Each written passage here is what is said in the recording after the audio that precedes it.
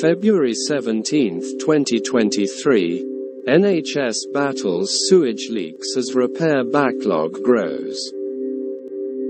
Hospitals in England report patients slipping on sewage, staff becoming ill and leaks on wards.